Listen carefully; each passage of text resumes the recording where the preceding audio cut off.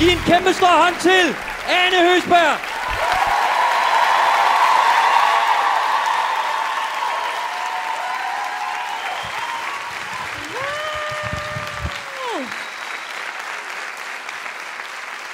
God aften. Stop. Ellers så bliver vi aldrig færdige. God aften og velkommen til mit første soloshow. Yay! Det er simpelthen så dejligt, at I er her. Jeg har glædet mig helt meget til at lave det her show for jer. Det hedder Dårlig Feminist. Og det gør det, fordi at jeg i sådan noget 2015-16 stykker fandt ud af, at jeg er feminist. Og i samme ombæring fandt ud af, at det er jeg pivringe til. Jeg er lige så dårlig til at gå til feminist, som jeg var til at gå til håndbold. Jeg ved ikke, om man kan se det på mig. Det er jo godt mærkeligt, at jeg var dårlig til det, fordi jeg ligner ret meget en håndbold. Men det var også det største succes, jeg lige havde med det. Og jeg har sådan prøvet at finde ud af, hvad det er for en type af feminist, jeg er. Fordi der findes jo mange forskellige typer. Vi kommer i alle mulige størrelser og slags. Og jeg sådan, hvis man kan snakke om en feminist-skala, så kan man sige, at heroppe der ligger Anne-Grethe Bjarup Riis. Hun er sådan en super effektiv feminist, ikke? Og hernede ligger Ole Birk Olesen, som man knap nok kan kategorisere som værende menneske. Og så tror jeg ligger sådan lidt i midten. Jeg ligger lige her.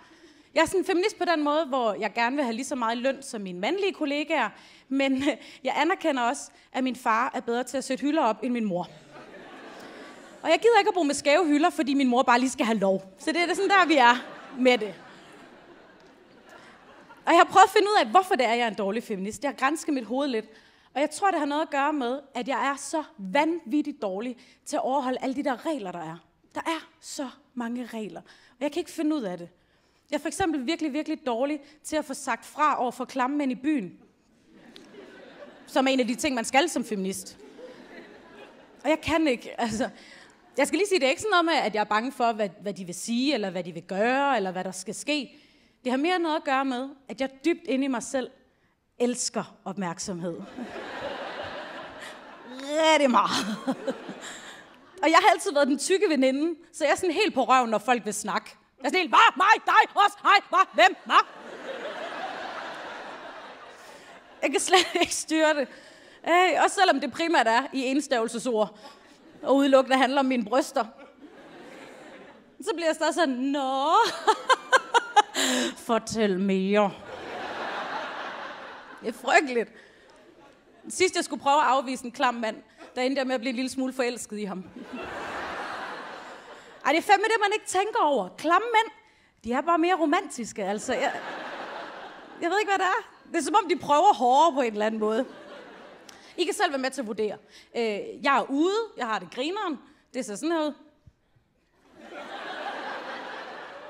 Det var en rigtig god aften, der blev spillet meget med Nick og Jay.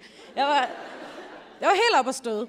Og så kommer der en mand hen til mig og siger, du har så store patter, at man kan se dem fra månen. Altså, jeg er smiret, det er jeg. Men jeg ved heller ikke rigtigt, hvad man skal svare til sådan noget. Jeg endte med at gå lidt kontra på det, og blive sådan lidt, nej, det må være nogle andre. Alternativt den kinesiske mur, jeg ved det ikke. Og så siger han det mest romantiske, nogen mand nogensinde har sagt til mig. Han kigger på mig og siger, så er de i hvert fald bare så store, at man kan se dem op fra barn. Amen altså.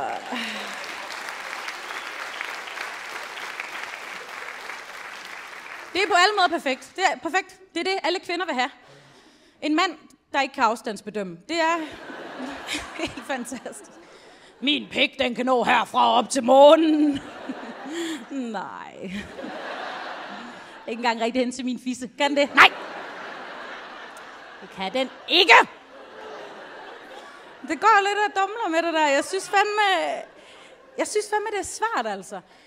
Jeg er til gengæld vildt god til at sige fra, hvis jeg sådan ser det der klammeri ske over for andre i byen. Mine veninder og sådan noget. Fordi jeg synes, det er mega ubehageligt at se på. Det tror jeg jo, at alle synes. Og jeg er den første til at bare rejse mig op og råbe.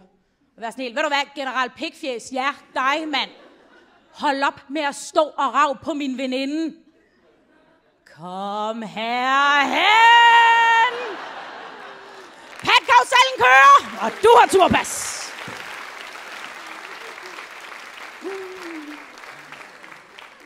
Det er så dumt. Jeg har svært ved at finde ud af, om jeg overhovedet må sige, at jeg er feminist. Både på grund af det der.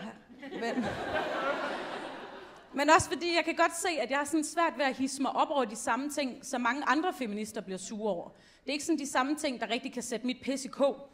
For eksempel er der nogle feminister, der er sure over det, der hedder manspreading. Ved alle, hvad det er? Prøv at klappe, hvis man ikke ved, hvad det er. Det er okay. Det er helt okay. Jeg kan lige forklare. Manspreading er, når mænd spreder benene i offentlig transport, og det er det. Der er ikke mere til det. Det er bare, at de lige sidder sådan her. Altså med benene. Altså lige... Jeg skal sige, at de har bukser på. Det er ikke sådan noget bare røv mod bussædet. Det er sygt klamt. Det er det ikke. Det er bare, de lige sidder sådan. Ja, og det er der mange, der surer. Og jeg skal lige sige, at de der ben, de gør ikke noget. Altså, det er ikke sådan, at de kvæler kattekillinger, eller holder kvinder nede imens, eller... Altså, og det er der mange, der surer over. Jeg kan ikke finde det inde i mig selv. Nej. Jeg kan simpelthen ikke... Jeg kan virkelig ikke hisse mig op over det. Og I skal vide, jeg har prøvet. Jeg har virkelig prøvet. Det har jeg. Det har jeg skulle læse mange artikler om det, mens jeg hørte sådan noget vred kvinderok. Kan slet ikke. Nej. Er det irriterende med manspreading i en bus? Det er det da. Det er da vildt irriterende. Det er da sindssygt irriterende. Er det det mest irriterende, der er sket i en bus? Nej. Det er det ikke. Der kan man sige, at det mest irriterende, der sker i en bus, er, at der sidder mænd og kvinder og trækker vejret. Og det vil jeg gerne være med til at udrydde. Men det er en anden kampagne. Jeg kan bare ikke forstå, at man hisser sig op over det der, virkelig. Og I må endelig fortælle mig, hvis jeg tager fejl. Men jeg tror bare ikke, mænd gør det med vilje. Jeg tror ikke, det er mænds stille forsøg på at generobre verdensherredømmet. Jeg tror, det har noget at gøre med klunker. Jeg siger bare, I skulle se mig, hvis mine skamlæber sad uden på kroppen. Jeg har da ikke bare taget næste sæde, jeg har da taget hele bagerste række med. I frygt for, at noget blev klemt, altså.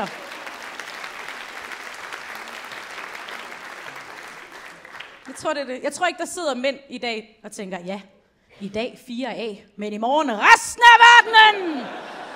Jeg tror det ikke. Og jeg gider ikke at tale mere om det med manspreading. Jeg slår det ned nu. Vi skal ikke snakke mere om det. Jeg bliver rasende af det. Fordi jeg kan godt nogle gange selv komme til lidt at lave noget manspreading. Og det er meget vigtigt for mig at understrege, at det intet har at gøre med klunker. Det har noget at gøre med, at jeg er tyk, og mine knæ ikke kan nå hinanden, når jeg sidder nede. Så jeg gider fucking ikke at snakke mere om det. Det er irriterende. Også sådan noget med reklamer, skal man også meget gerne blive sur over som feminist. Det kan jeg heller ikke. Jeg kan ikke rigtig hisse mig op over det. Har I set de der Nygård Privathospital, nye bryster, reklamer, der er på busserne? Ja. Mange feminister, der er sure over det. Jeg forstår det ikke. Jeg kan ikke forstå, at man ikke bare kigger på det og tænker, det er et lorteprodukt fra et lortefirma. Jeg lader bare være med at købe det. Jeg beholder bare dem her. Jeg kan godt se det, hvis man føler sig personligt ramt. Hvis der står, for nye patter, Jytte. Man kan ikke engang se dem fra månen eller noget. Så synes jeg godt, Jytte må skrive et læserbrev. Eller synes jeg bare, man skal passe lidt på blodtrykket. Det var det. Og jeg tror altså, det kunne have været rigtig, rigtig godt, hvis feminismen, hvis vi lige havde holdt et møde med noget kage, så vi lige kunne have diskuteret, hvad er vigtige mærkesager, og hvad er ikke. Jeg tror virkelig, det ville være godt med sådan en feministmøde. Det ville være vildt svært at organisere det, selvfølgelig. Man skulle finde ud af, hvem skal med. Jeg tror, Anne-Grethe Bjarup Riis, hun skulle med. Og Emma Holten, hun skulle også med. Og Girl Squad, de skulle også med. Ja. Ved alle, hvem Girl Squad er? Ja, godt. Velkommen til København. I Aalborg i går var jeg lige nødt til at forklare, hvem det var. Så Nikita, det er hende med kjolen og brysterne. Ja. Og Twerk Queen, det er hende med mumsen. Ja. Og så hende den sidste, som ingen kan huske, hvad hedder. Ja. Alle med. Jeg ved ikke, altså det er så vildt, at vi som feminisme både har Emma Holten og Girl Squad. Det er så sindssygt. Jeg ved ikke, om man som fyr forstår, hvor vildt det er. Det svarer lidt til, at Messi og Ronaldo spiller på samme fodboldhold. Det er så vildt, det er. Er det sexistisk at gå ud fra, at mænd kun forstår fodboldreferencer? Ja, muligvis. Men der er ikke noget, der hedder omvendt sexisme, så...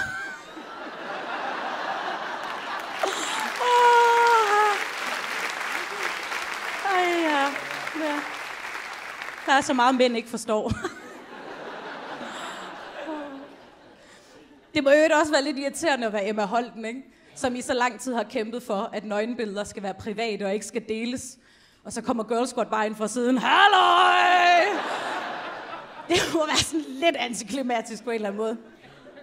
Man kan jo ikke, hvis man vil, rigtig, rigtig nemt komme til at hade dem for Girl Squad. Det kan man godt, ja. Ja, fordi det er smukke kvinder, der siger, de har haft det hårdt. Der er jo ikke noget, der er værre end smukke kvinder, der snakker om at kæmpe. Man bliver sådan lidt... Bare sådan lyst til at tage Nikita og bare ryste hende til hendes dukkehoved og sådan helt...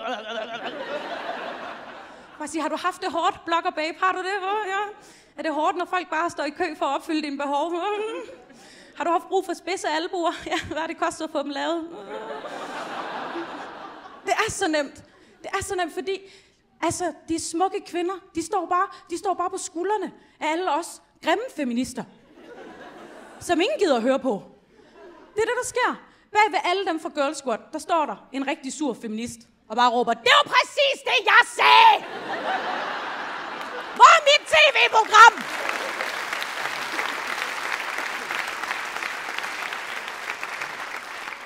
Det er så nemt at have dem. Så skete der det forfærdelige, at jeg kom til at læse en artikel om dem. Så viser det sig, at jeg er kraftedeme enig. Ikke bare lidt, jeg er sådan 100% enig. Det er vildt irriterende, fordi Girl Squad, de siger bare, at alle kvinder skal have lov til at gøre præcis, som de vil. Det kan man for helvede ikke være uenig i. Jeg har lige hisset mig selv helt op. Så irriterende. Og så har jeg mødt dem, og så viser det sig, at de er skide søde. Det er så irriterende. Drag Queen, hun skrev til mig og spurgte, om jeg ikke skulle være det 4. medlem af Girl Squad. Hvor sødt er det ikke lige? Det viste sig så, at det var fordi, de manglede sådan en førbillede til et fotoshoot. Så på en eller anden måde tog lidt brøden af det. Nå, tilbage til det der feminisme. Jeg synes, vi skal holde det. Det synes jeg. Og jeg synes, vi skal holde det på Mandø med en dejlig, ironisk distance. Så kan man spørge sig selv, skal der være catering til feminisme? Det tror jeg ikke, der skal. Jeg tror selv, vi skal lave maden. Primært fordi, at det er det eneste sted, hvor det er okay at råbe sætningen. Sonja! Ja, tilbage til køkkenet. Ej, seriøst godt lige, det er din madtur, så... Det er rigtig meget. Jeg tror bare, det kunne være en rigtig god idé, fordi så kunne vi fortælle de der mærkesager lidt igennem. Vi kunne måske få lavet en prioriteret rækkefølge, en lille dagsorden. Man kunne have vurderet, hvad er sindssygt vigtigt, hvad skal ligge i toppen. Det kunne være hævnporno, eller sexisme, eller omskæring af piberne i Afrika. Det kunne ligge derop. Og så kunne man sige, jeg hører dig, Karina, med det manspreading i bussen. Det kan du tro, jeg gør. Det. Men der findes kvinder i Saudi-Arabien, der ikke engang må køre med bus. Så nu siger jeg til dig en sidste gang. Manspreading, det kommer ned under eventuelt. Det kommer ned under, vi fikser det, hvis vi når dertil. Nu der kage. Det tror jeg, det kunne være godt. Jeg tror jo ikke sagtens, man kan stoppe, altså få mænd til at stoppe med at sprede benene i offentlig transport, hvis man gerne vil. Jeg tror, det vil hjælpe rigtig meget, hvis feminister stoppede med at brokke sig, og i stedet for begyndte at bruge nødhammeren i bussen lidt mere lokalt. Det tror jeg kun, man gør en enkelt gang. Skål. Hvem piftet?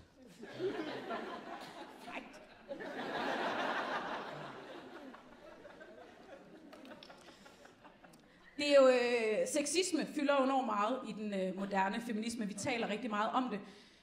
Vi taler lige så meget om sexisme, som almindelige mennesker taler om vejret. Meget på samme måde. Det handler meget om, hvad man kan tillade sig at have på. Som vi feminister siger, der findes ikke forkert påklædning, kun klamme mænd. Det har vi alle dage sagt.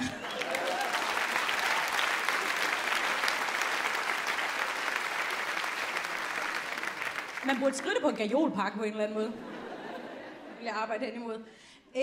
Og jeg vil jo gerne være en god feminist, selvom jeg ved godt, jeg er dårlig, men jeg vil gerne være en god en. Så derfor så har jeg sådan sat mig for at begynde at påtale sexismen, når jeg ser den. Ligesom kalde den ud, for det har jeg hørt, man skal. Problemet er, at jeg er sgu ikke lige helt sikker på, hvad sexisme er. Fordi der findes så meget. I gamle dage, der var sexisme, når en mand gramsede på eller råbte af en kvinde. Men sådan er det ikke i dag. Der findes alle mulige former for sexisme. Og jeg føler ikke helt, at jeg kan finde ud af det. Jeg føler lidt, at jeg bare sådan står og famler i blinde, hvilket man i øvrigt skal passe på med. Lynhurtigt lige kom til at gramse på bababser, som der står der og famler. Det de fleste kender er det, der hedder hverdagsseksisme, som netop er, når mænd råber af eller gramser på kvinder, hvilket er helt forfærdeligt. Jeg synes, det er endnu værre, at man har valgt at lave ordet lidt om, så det ikke helt er så slemt. Så kalder man det hverdagsseksisme. Så det er lidt okay på en eller anden måde. Ligesom når man kalder hærværk for drengestreger, eller voldtægt for en pisseærgerlig situation, så kan alle ligesom være med. Jeg synes, det lyder åndssvagt hverdagsseksisme, altså. Var der lige en fyr, der kaldte dig luder? Ja, herregud, det er tirsdag. Det sætter sådan lidt i en mærkelig måde.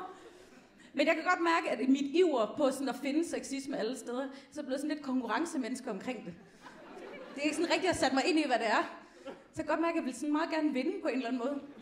Så nu er jeg bare begyndt at kalde alt muligt for sexisme. Bare sådan for at helgardere mig. Så det bliver sådan noget sexisme. Det er i hvert fald sexisme. Jeg er helt sikker på, at det er sexisme. Er det der ikke sexisme? Det er da sexisme. Er det ikke det? Er det ikke det? Folk siger, jeg tror, det er en lampe, tror jeg. Men godt forsøg. Det føles lidt som om, jeg spiller sådan noget sexisme bingo, hvor det bare gælder om at få pladen fuld hurtigst muligt. Det er ret frustrerende. Noget jeg ved er sexisme. Det er det, der hedder mansplaining. Hvis man ikke ved, hvad mansplaining er, så er det, når mænd forklarer kvinder noget, de godt vidste i forvejen. Det er jeg 100% sikker på er sexisme. Eller jeg var faktisk lidt i tvivl. Men så fik jeg min kæreste til at forklare mig det, og nu er jeg helt sikker på, at det er det, der er. Ej, det er det. Ja. Mansplaining er vildt irriterende. Der er ret mange, der kender det fra deres far. Det er gerne noget, fædre gør. Noget, hvor de begynder at sige, du skal huske at træde på koblingen, når du skal det, hva'? Jeg fucking kørt bil i 10 år, jeg ved det godt. Mansplaining er så irriterende. Ved I, hvad der også er irriterende? Kids-splaining. Moster Ane, når den røde mand lyser, så betyder... Jeg ved det godt! Jeg fucking ved det godt, mand! Fuck kids-splaining, det er irriterende. Ved I, hvad der også er irriterende? Age-splaining. Gamle mennesker, der fortæller de samme historier igen og igen og igen. Det er der ikke nogen kampagner imod. Nej. Fuck, mand. Det er jo blevet ret nemt at få pladen fuld i sexisme bingo, efter det går op for mig, at mansplaining også er sexisme. Hold kæft, det er nemt. Jeg vinder hele tiden. Hvis man selv har lyst til at prøve, det man gør, man sætter sig lige ind i en bus, og så venter man bare på, at chaufføren han siger, næste stop, Københavns Hovedbanegård. Så er det bare med at rejse op. Mansplaining, det vidste jeg godt, sexisme bingo! Står man der med en halv gris og 1000 kroner. En fed følelse.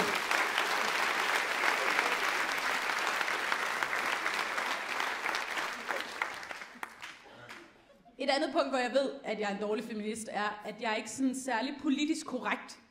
Og det er ikke sådan et aktivt valg, jeg har taget, om at jeg gerne vil være ligesom Søren Espersen og bare råbe nære ud over det hele. Og bagefter der insisterer på, at folk lige skal til at komme i sommerhumør. Det er ikke det. Det er ikke sådan, jeg har det. Det er noget at gøre med, at jeg er sådan vokset op i en meget hvid, heteroseksuel, ciskønnet virkelighed. Og min virkelighed er meget sådan stadigvæk i et ciskøn, hvis man ikke... Er der nogen, der ikke ved, hvad det betyder? Ja, forsøger. Det er helt okay, vi forklarer det. Velkommen til Feministord med Ane. Det er okay. Ciskøn er, når man føler sig som det køn, man biologisk set er født som. Det er det betyder. Det er okay. Jeg har selv først for nylig lært det ord. Altså, der var en, der kom op til mig og sagde, jamen Ane, du er jo ciskøn. Og jeg fik sagt, nå tak. Jeg er også vild med det, du har gjort med dit hår, altså. Ja, det er så godt. Men det er det betyder.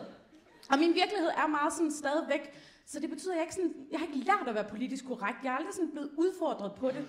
Og jeg ved ikke, hvordan jeg skal ændre det. Jeg ved ikke, hvordan jeg skal ændre min virkelighed. Fordi jeg synes, det virker en lille smule aggressivt. At bare gå ud og samle folk af forskellige etnicitet og køn og seksualitet. Og så samle dem som sådan en lille panel foran mig. Bare begynde at udfritte dem. Hvad må man næsten sige til sådan nogen som jeg, var? Altså. Jeg ved, man ikke må sige bøssekale, det ved jeg, ja. Men må man stadig sige Jim Lyngvild, eller er det også et skældsord nu, eller hvordan? Så jeg ved ikke, hvordan jeg skal gøre det. Og det virker også lidt, at som om, jo mere jeg forsøger på at være politisk korrekt, jo mere fucker det bare fucking lorte meget op, altså. Det gør jeg. Jeg havde sådan en episode sidste år i december, hvor jeg var ude og køre med taxa. Og da turen så er slut, så vælger jeg lige at sige glædelig jul til min chauffør. Problemet er, at lige da jeg siger det, så lægger jeg mærke til, at han er brun i hovedet. Og så jeg går fuldstændig i panik, fordi jeg vil jo gerne være et godt menneske og ikke støde nogen og være politisk korrekt. Så i stedet for ligesom bare at sige glædelig jul og behandle ham som et helt almindeligt menneske, så hører jeg bare mig selv sige glædelig jul! Eller nej. Det er klart. Happy Hanukkah. Jeg ved selvfølgelig ikke, hvad I fejrer. Der hvor du er fra. Og det kan også være, det er bare Ishøj. Jeg er selv fra Tønder, der hvor vi boller børn.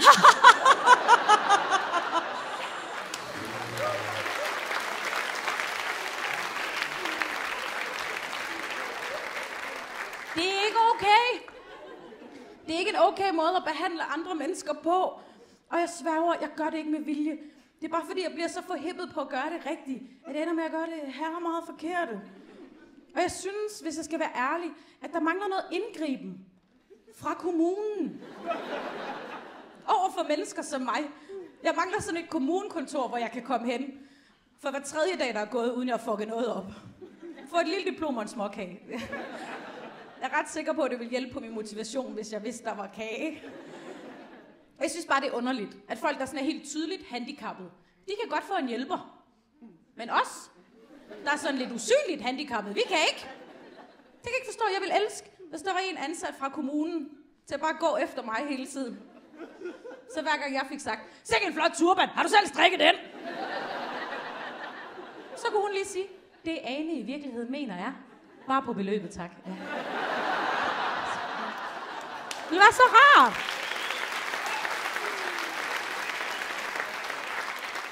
Det er der ikke nogen, der gør. Der er ingen fanfare eller trutrunde eller noget som helst, når jeg gør det rigtigt heller. Og det er blevet en lille smule irriteret over, så nu er jeg bare begyndt at fejre mig selv, hver gang det går godt. Det jeg har gjort er, at jeg har klippet sådan nogle små guldstjerner ud. Når jeg har 25, må jeg lave en drømmekage. Jeg ved ikke, om man kan se det. Det går ret godt. Jeg er ikke som sådan kritisk over for min egen indsats lige på det punkt. Og jeg er virkelig bare sådan begyndt at komplimentere mig selv, fordi ingen andre gør det. Jeg havde sådan en samtale med en mand for 14 dages tid siden eller sådan noget. Og da vi sådan er ved at runde af, så vælger jeg at sige, helt højt ude i det offentlige rum, vælger jeg at sige, bemærker du, at jeg ikke på et eneste tidspunkt lige fornævnte, at du er dværg? Ikke en eneste gang! For jeg har lige sagt, at dine ben de er kortere, end mine arme nogensinde har været. Selv tak! Kan jeg få dig til at give mig den her stjerne på, hvis jeg lige bukker mig lidt ned en gang? Må man ikke? Man skal være sød. Jeg synes bare, det er svært. Og en ting er, at det er svært med folk, der sådan på ydersiden ser anderledes ud end mig. Der er det svært nok. Men folk, der sådan er anderledes indeni. Det er ren Murphys lov. Hvis der er mulighed for, at jeg kommer til at støde dig, så kommer jeg helt sikkert til at støde dig. Fordi man kan ikke se det på folk. Det er det, der er så frustrerende. Det er gerne sådan noget med køn og seksualitet. Og igen, jeg voksede op i 80'erne. Da jeg voksede op, der fandtes der 3 former for seksualitet. Der fandtes heteroseksualitet, homoseksualitet, og så sådan lidt klam onkelseksualitet. Som er ulovligt i flere kommuner. Men ret almindeligt der, hvor jeg er fra. Men i dag kan man jo tænde på alt muligt. Og børn er vitterligt det mindst mærkelige af det hele. Man kan jo tænde på sig selv og hinanden og kvartalårsregnskaber. Jeg ved kraftedeme ikke alt hvad. Det er det samme med det med køn. Altså det er så vildt. I gamle dage, der var man mand eller kvinde. Nu, i dag, kan man være alt muligt. Man kan være LGBTQ, RSTUVX. Altså, jeg stopper med at tælle. Det er så svært at finde ud af. Igen, før i tiden, når man mødte en kvinde, så var der ligesom 2 muligheder. Enten var hun gift med en mand, eller også havde hun en kat. I dag... Jamen i dag er der jo reelle chance for, at hun er gift med katten jo. Altså... Eller hun identificerer sig som en kat. Det er en jungle, altså. Så jeg bare begyndt at helgardere mig, når jeg møder nye mennesker, fordi jeg ikke vil fuck det op. Så jeg bare begyndt at sige, Gud, hvor spændende. Din kæreste går han, hun, høn, dem, de, det. Så også på ruk, eller hvordan. Det gør de som regel. Ja.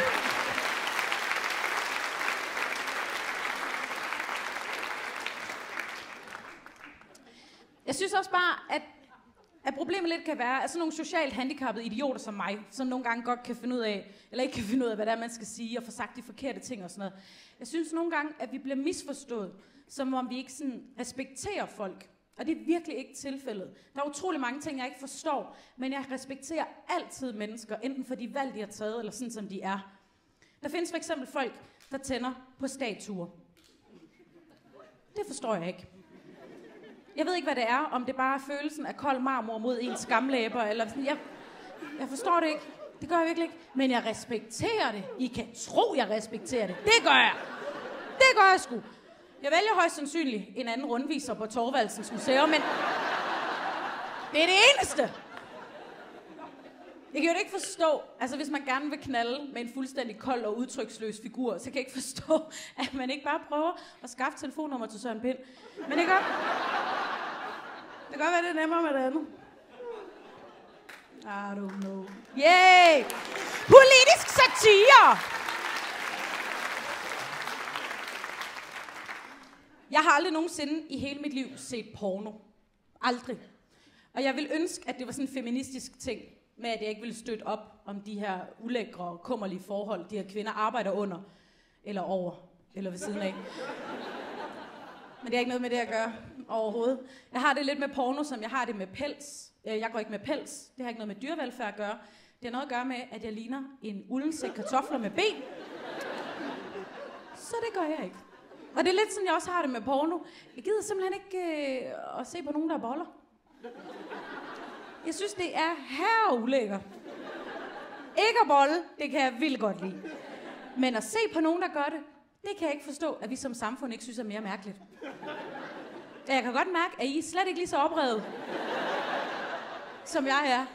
Men er vi ikke enige om, hvis du dukker op hjemme hos nogen, bare lige for at kigge på, ikke?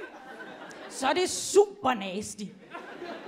Men hvis du lige leger en film på nettet, lige trækker gardinerne ned, eller noget rødvin op, en bukseknap ned, så er det helt okay. Er det ikke mærkeligt? Jeg synes, jo mere jeg siger det her højt, jo mere mærkeligt bliver det.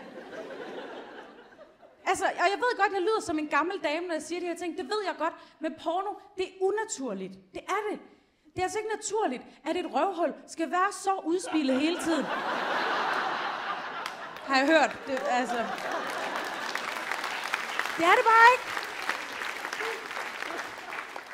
Og jeg er også med på, at man som menneske har nogle behov, der skal dækkes. Men de skal da dækkes af at være sammen med et andet menneske. De skal da ikke dækkes af at kigge på nogen, der boller. Hvad er det for en sådan sær passiv måde at være med i en trekant på? Det svarer til at invitere 2 gode venner i Tivoli, og når man så skal til at prøve tekopper, og så sige, nej, jeg tror bare, jeg gerne vil sidde og kigge på, I hygger jer lidt.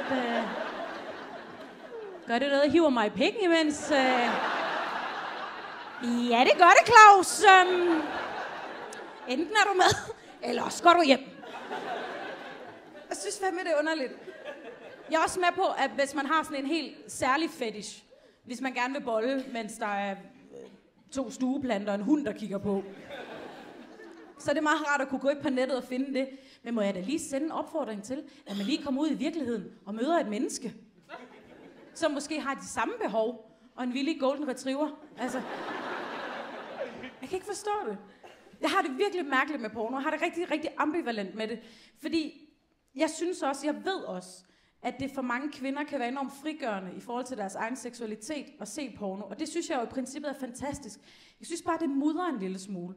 Jeg har mange lange diskussioner med min kæreste, fordi han siger retarderede ting. Helt objektivt set. Men vi diskuterede for nylig, fordi han siger sådan noget med, at han tror, at mænd har mere lyst til sex end kvinder. Og det tror jeg ikke er rigtigt. Jeg synes jo, at der mangler noget ligestilling. For mænds seksualitet er ikke større end kvinders er. Jeg er med på, at han har mere lyst, end jeg har. Men vil han have svar på det, kan han gå ud og kigge sig selv i spejlet.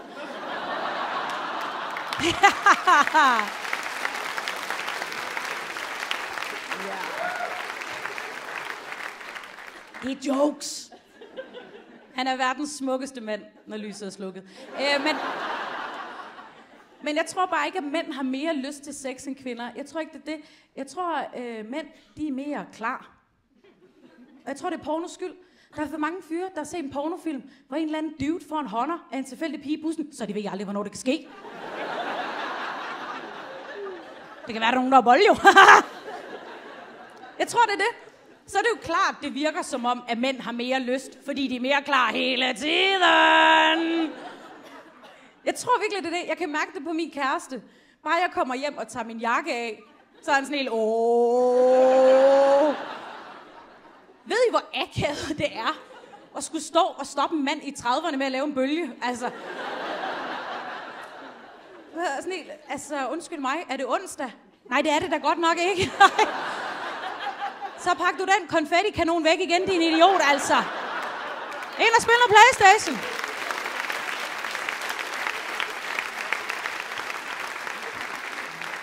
Jeg tror altså, det er det. Jeg tror, det er det. Fordi sådan er det altså ikke med kvinder. Kvinder ved altid, hvornår vi skal have sex. Fordi vi planlægger. Frivillig sex selvfølgelig, det er klart. En voldtægt kan der godt komme lidt bag på en. Men frivillig sex, det ved kvinder altid, hvornår vi skal have. Fordi vi planlægger. Så gør vi ligesom det, der skal til. Så hvad fanden ved jeg? Vi barberer ben og køber duftlys og sørger for, at kæresten ikke er hjemme. Alle de der ting, som ligesom... Kan du få det til at løbe rundt? Jeg tror også, det er derfor, der sådan ikke rigtig findes grimt undertøj til mænd. Altså, alle boxershorts er sådan okay. Der er ikke nogen, der er mega pæne, der er ikke nogen, der er mega grimme, fordi fyre har ikke råd til grimt undertøj, hvis der er nogen, der er bolle. Sådan er det ikke med kvinder. Der findes sygt meget grimt undertøj, fordi vi planlægger. Jeg havde sådan en kammerat, der på et tidspunkt pralede alt for meget med, at han havde scoret en kvinde i sort frækt undertøj. Det er rigtig godt for ham. Han er også en grim mand. Så det var rigtig rart, at der lige var en, der tog en for holdet lige den aften. Det er bare ikke som sådan en præstation. En kvinde i sort frækt undertøj har godt vidst, hun gerne vil bolle. Han har været heldig, at hun var fuld nok til at vælge ham. Det kan vi sagtens fejre, men det er en anden fest. Altså, det er bare...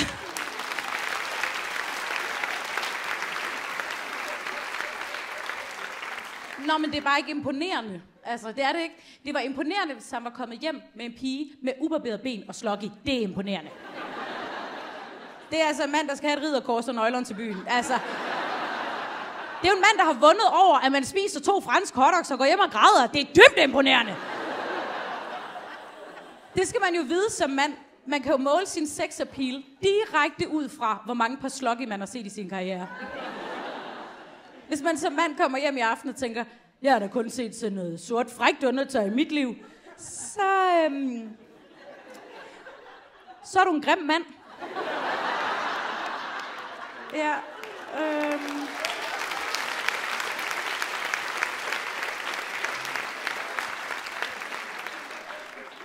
Du har garanteret købt mange drinks, men du er en grim mand. Jeg synes også bare, at med porno, der kommer sådan en kæmpe stor seksualisering af samfundet, som jeg sådan, synes er en lille smule uhyggelig. Det er som om, vi skal alle sammen tænke på sex hele tiden. Vi skal alle sammen tænke på at bolle hinanden hele tiden. Og der er bryster og røve over det hele på stranden og på Facebook og på busserne og sådan. Det virker som om, at hver gang jeg åbner døren, så står samfundet derude. Og er sådan helt, har du tænkt på at knippe nogen i dag? Nej. Jeg er lige på vej til bestyrelsesmøde. Jeg synes, det er så frustrerende. Og det er som om, at alting går i stå i samfundet, fordi alle skal tænke på at bolle, alle skal tænke på sex hele tiden. Jeg tror også, det er det, der går galt i feminisme-debatten. Og så står der en gruppe feminister herover og siger, hey, vi skal lige have snakket om noget ligestilling. Og så står der en gruppe mænd herover og siger, ja, om missionærstilling. Men når man ingen vegne, altså. Og det er også som om, før i tiden, da det kun var mænd, der seksualiserede kvinder, der er halvdelen af os. Vi fik jo stadig lavet noget, altså. Vi fik da stadigvæk gået på arbejde og handlet børn, skulle jeg til at sige. Det kan man også gøre, hvis man vil. Men i dag, der skal alle seksualisere hinanden hele tiden. Så vi kommer vitterligt ingen fucking vegne, altså. Jeg synes stadigvæk dog, at det primært er mænd, der seksualiserer ting. Det er som om, der er nogle mænd, de ser pikke over det hele. Jeg har kollegaer, mandlige kollegaer, der kan finde på at sige, okay, Ej, det er bare mig. Eller ligner mikrofonen ikke lidt en pik? Jeg tænker, nej, den ligner 0% en pik. Hvis vi lige skal tage den fra toppen, som man siger. Hvis dit pikhoved er sådan her, altså sådan riflet, så er du onaneret med et råkostjern, Karsten, altså. Det er pisse farligt.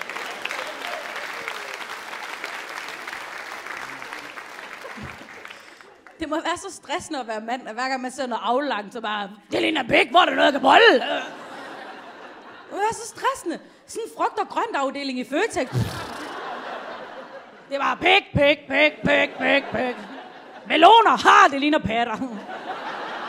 Eller testikler, på en kæmpe pik. Fuck, jeg får helt åndet af at tænke på det. Der kender jeg altså alligevel færre kvinder, der kan finde på at sige, ej, det er bare mig. Eller ligner det ikke lidt en fisse? Man tænker, det er et IC3-tog, Jonna, jeg ved ikke, altså. Måske lidt med dørene, eller sådan, men ellers så... Jeg synes bare, at hvis man skal se porno, så synes jeg, at man skal se sådan noget amatørporno.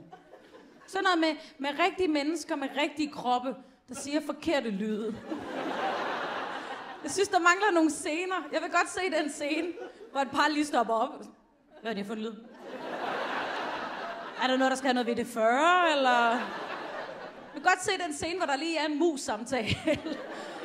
Lige evaluere lidt på samlejet. Jeg vil godt se den scene, hvor sådan en lidt for ung, kajtet fyr ikke lige helt ved, hvad han skal gøre med sæden bagefter. Jeg vil se sådan noget dogmeporno, det er det, jeg vil se.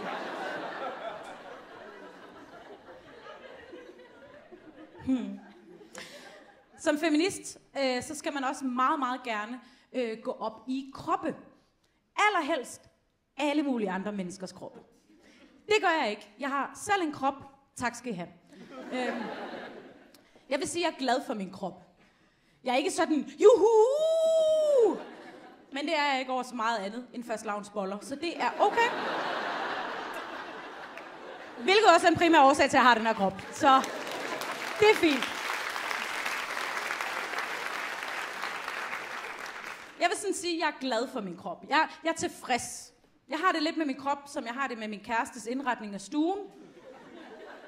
Jeg tåler den. Fordi den ligesom er der. Men hvis jeg sådan med et trylleslag kunne lave det om, så ville jeg gøre det. Hvis jeg med et trylleslag kunne være slank, ville jeg meget hellere det. Meget hellere. Fordi slanke mennesker har det lettere. Slanke mennesker er også rent fysisk lettere. Det har noget med naturlove og kanelboller at gøre. Men slanke mennesker, de har det meget nemmere. Ved I, hvad slanke mennesker, de kan? Slanke mennesker, de kan lige gå igennem salondør og kun åbne den ene låge. Det gad jeg så godt at prøve. Jeg er meget insisterende på at give det et skud hver gang. Lave sådan et lille teaterstykke for mig selv. Og sådan helt, okay, Anne, du kan godt, okay. Nej. Det bliver altid sådan noget, goddag. Og meget sådan noget, her kommer jeg, når jeg går igennem salondøre. Som jeg ofte gør. Da jeg begår mig meget i den vilde vesten. Jeg synes bare, det er vildt. Jeg synes, det er så vildt, at der findes tynde mennesker, når der stadig findes kage. Jeg kan ikke forstå det. Det der med, at der findes tynde mennesker. Altså, der findes folk, der går forbi et bageri, uden lige at vende om og gå derind. Jeg har sådan lyst til at stoppe folk, når de gør det. Jeg var sådan lidt, hey! Du overså lavkagehuset. Det er så vildt. Så det er lidt blevet min ting nu, at jeg kigger på tynde mennesker og tænker, tja, men du må jo være syg jo. Ej, der kan ikke findes folk, der frivilligt fravælger kage. Det er vitterligt blevet sådan der. Jeg kigger på tynde mennesker og tænker, ja, det er da meget smukt, du er så slank, det er det da. Men det er sgu da også lidt synd. Du skal jo nok snart dø. Det kan være, det er noget AIDS eller noget. Jeg kigger på tynde mennesker og tænker, du bliver et smukt lig. Så er det helt tyndt lidt. Kan vide, hvornår hun skal begraves egentlig? Gud. Kan vide, om der er kaffe og kage bagefter?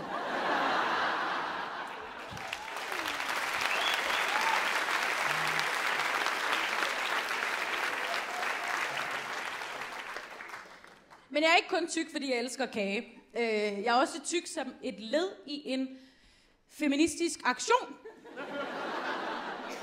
Hold jeres kæft. Jo, jeg er. Det er fordi, det er gået op for mig, at det er utrolig vigtigt i feminismen, at alle mennesker føler sig repræsenteret hele tiden. Og jeg vil ikke have, at der skal sidde nogen og tænke, der er ikke nok tyk damer i stand-up. Jo, der er! Selv tak. Vi kommer til at fortryde, at jeg klappede det her. Fordi jeg kan jo som sagt forstå det, at det er meget vigtigt, at alle mennesker føler sig repræsenteret hele tiden. Små snefluk, alle skal ses hele tiden. Jeg ved ikke, om man kan fornemme ironien. Jeg synes, det er bizart. Jeg synes vitterligt, at det er bizart, at alle mennesker skal føle sig repræsenteret hele tiden. Jeg kan ikke forstå, at man kan sidde hjemme i sofaen og være sådan, der er ikke nok tyk damer med krøller og briller inde i fjernsynet. Ja, der er så en af Spottak, men det er ikke nok.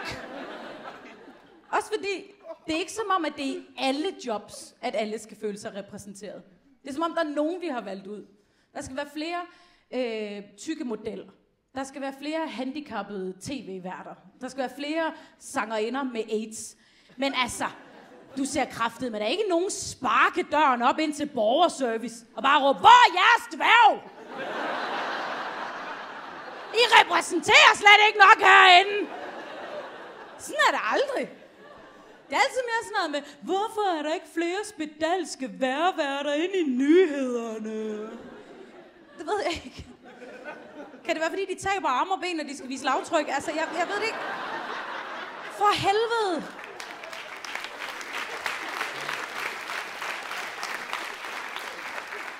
Jamen, det er kraftedeme, der er mærkeligt. Det er da mærkeligt. Der er ikke nok homoseksuelle inde i fjernsynet. Jo, Jonna, jo, det er der. Der er masser af homoseksuelle inde i fjernsynet. Nej, ikke homoseksuelle med ADHD. Jo, Jonna, det er der. Der er homoseksuelle med ADHD inde i fjernsynet. Nej, ikke homoseksuelle med ADHD, som halter lidt på venstre ben. Jamen, Jonna, er det fordi, du gerne vil i fjernsynet? Ja. Ja, fandme sådan, det virker. Også fordi det er jo ikke vigtigt, at der bliver repræsenteret inde i fjernsynet. Det er jo ikke vigtigt. Det er jo vigtigt, at der bliver repræsenteret ude i virkeligheden. Og fjernsyn er ikke virkeligheden. Fordi virkeligheden er røvsyg. Altså, hvis fjernsynet skulle repræsentere en til en, så mangler vi en masse programmer og mænd i 40'erne, der arbejder med Excel. Men det er ikke sådan, det er. Det er ikke sådan, det er.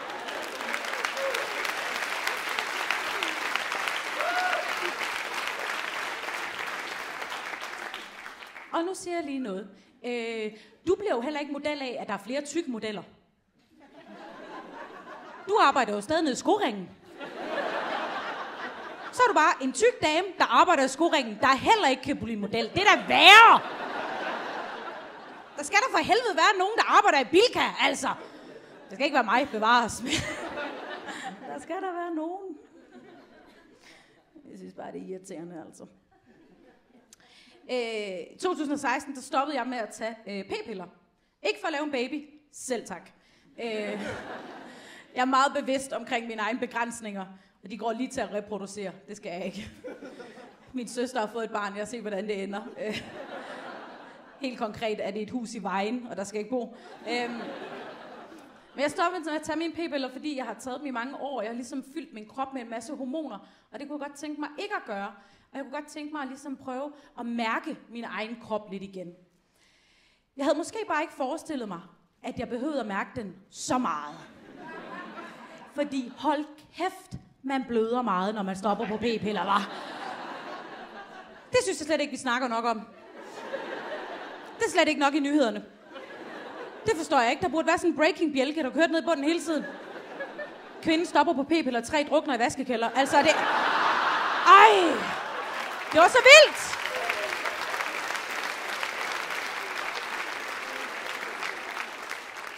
Jamen, der var en lang periode, hvor jeg var bange for at blive medlem af sådan noget ufrivillig fribløder. Bare gå og efterlade sådan nogle Rorschach-test på folks hvide møbler. Hvad er det, Ane? Jamen, det ved jeg ikke. En rev eller et eller andet. Jeg kan ikke selv se det, altså. Jeg prøvede at blive bloddonor, men det ville ikke have puha. Det var ulækkert. Jeg kunne redde det mindre harmonika sammenstød, men det var der ikke nogen, der var interesseret i. Nej. Ej, men kender I ikke det? Der, hvor man har proppet en tampon op, og man tænker, hvordan fuck i helvede kan det blive ved? Hvor mange skal der op, før det stopper? Kender I ikke det? Det er bare mig og min store fisse. Det er fedt. Nej, det er fint nok.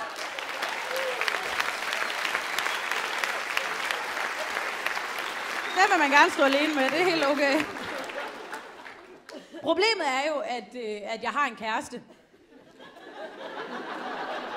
Ja, man kan ikke rundt undres. Men jeg fandt ham, før jeg blev feminist, så det er okay, man gerne beholde ham. Jeg har fået ham kastreret, det er klart, det skal man. Men det er jokes, der har jeg ikke. Det fandt vi ud af, det er pisse ulovligt. Men det vil jo sige, lige nu, der knaller vi med kondom. Og det synes jeg heller ikke er fedt. Der er ingen af os, der synes, det er optimalt. Så jeg var i gang med at finde ud af, hvad fanden kan man så? Der må være et eller andet, man kan gøre. Så læste jeg kraftedme, at man har lavet p-piller til mænd. Helt fantastisk. Jeg var helt oppe at køre over det der. Fordi jeg tænkte, jeg har taget de første mange år af vores parforhold, så kunne han tage de næste mange år. Jeg var helt oppe at ringe. Så kommer jeg desværre til at læse en lille smule videre. Så det viser sig, at man har lavet p-piller til mænd, der virkede. 0% af mændene blev gravide. Det var helt genialt. Men man har desværre været nødt til at stoppe det her forsøg, fordi der var for mange voldsomme bivirkninger. Der var 320 mænd med i det her forsøg. En af dem udviklede en depression. Og langt størstedelen af de her mænd udviklede ret voldsomme bivirkninger, som for eksempel muskelsmerter, akne, manglende sexlyst, humørsvingninger. Ja. Der er en grund til, at der sidder nogle kvinder og griner lige nu, ikke? Ja. Jeg læste det her og tænkte, det kan jeg godt lige sætte mig ind i. Ja. Hvorfor er det nu, jeg kan det? Hvorfor er det nu? Kunne det være, fordi det er mig hver måned? Er det ikke sindssygt? Er det ikke vanvittigt?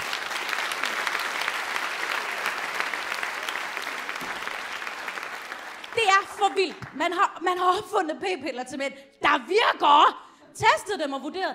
Det er lidt for voldsomt med de bivirkninger der. Det kan vi ikke byde mænd. Nej, det er bedre, det er bare kvinderne. Ja. Fuck, hvor er det vildt. Jeg er også med på, at den eneste grund til, at man har godtaget de her bivirkninger til kvindelige p-piller, er, fordi de er opfundet for 50 år siden, hvor alternativet var glødende strikpinde lige op i fissen. Så jeg er med på, at man hellere vil være lidt moody. Men alligevel er det ikke sindssygt. På mine p-piller, der er risiko for blodpropper. Der er risiko for, at jeg kan dø. Men vi kan ikke lige overskue, at Kent, han skal have lidt akne i skærmen. Nej. Hvordan skulle han næsten få sig et slag fisse med det pizzafjæs der? Nej, det kan vi ikke. Altså, et andet argument for, at man havde stoppet det her forsøg, var, at man var simpelthen ikke sikker på, at mænd, de kunne huske at tage en pille hver dag.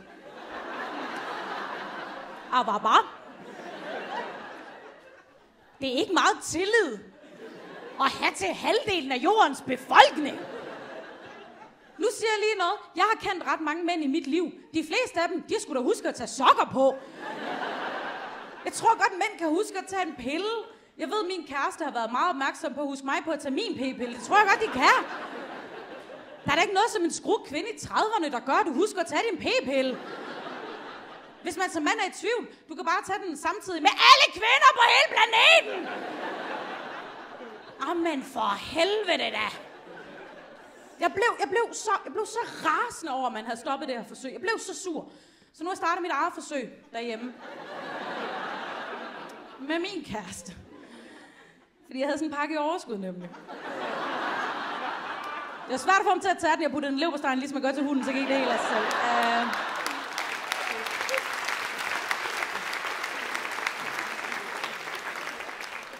Der er ikke sket vildt meget endnu. Han har udviklet et par skideflotte patter. Man kan se dem helt fra månen. Jeg synes bare, det er irriterende, det ikke blev til noget med de der p-piller, fordi jeg synes faktisk, at det ville være rart, hvis mænd også kunne tage noget medansvar og ligesom tage p-piller. Jeg synes, at alle mænd skulle tage p-piller, det synes jeg. Eller måske ikke alle mænd. Måske ikke mænd med magt. Jeg tror, mænd med magt skulle ikke tage p-piller. Og det siger jeg, fordi jeg har set kvinder med influenza, jeg har set mænd med influenza. Jeg ved godt, hvem der håndterer det bedst. Jeg tror, det er lidt det samme med PMS. Jeg siger bare, hvis man synes, Trump er sindssyg nu, så forestil jer ham med humørsvingninger. Der jo bare ringer direkte til Putin. Så er der krig! Eller chokolade, du bestemmer.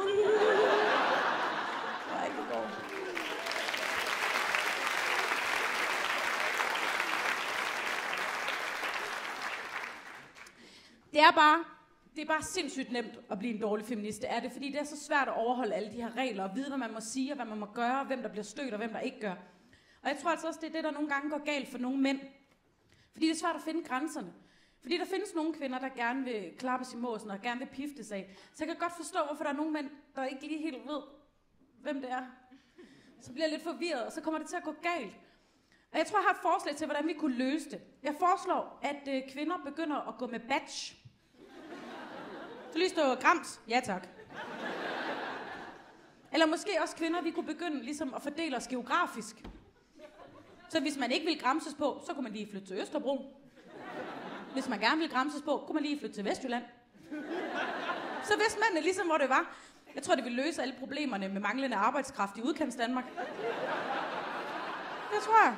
Der er væsentligt flere mænd, der flytter til Tarm, hvis der både er billige huspriser og fri babs. Det virker måske også en lille smule besværligt, det ved jeg ikke.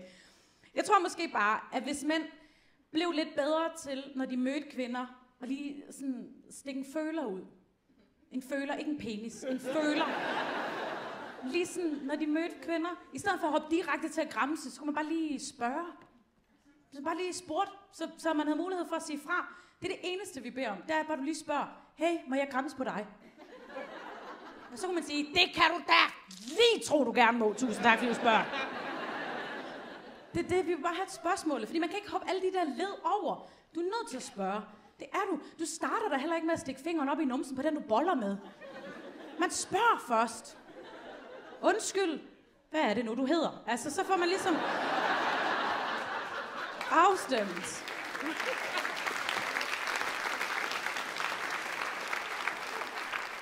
Det har simpelthen været så dejligt at optræde for jer. I de sødeste mennesker i hele verden. Jeg nyder virkelig, virkelig, virkelig meget alt den kærlighed, jeg føler, der kommer lige nu. Det er enormt dejligt. Og jeg vil bare sige tak for, at jeg måtte være her. Og tak for, at jeg måtte få jer til at grine. Og tak fordi, at I ville grine af de her ting, som også nogle gange var lidt grimme. Det er rart at vide, at der findes mennesker, hvor man godt kan sige voldtægt, og så griner de alligevel. Det er dejligt at vide, at der findes folk, der er for voldtægt. Og rigtig rart at vide, hvor I er, når vi tilkalder politiet umiddelbart efter. Jeg vil jo som sagt gerne forsøge at være en god feminist. Derfor er det også vigtigt for mig sådan afslutningsvis at få sagt, at jeg er ikke ude på at støde nogen. Jeg ved selvfølgelig godt, at voldtægt ikke er sjovt. Det er bare vigtigt at få understreget. Voldtægt er ikke sjovt. Medmindre han selvfølgelig har en lille tissemand. Altså, jeg må godt grine lidt af det. Nej. Ej, jeg siger bare, hvis man har overskud til det, ikke? Altså... Måske man kan være frisk og pege en gang. Det var faktisk sådan, jeg mødte min kæreste. Det er sgu egentlig en meget sjov historie.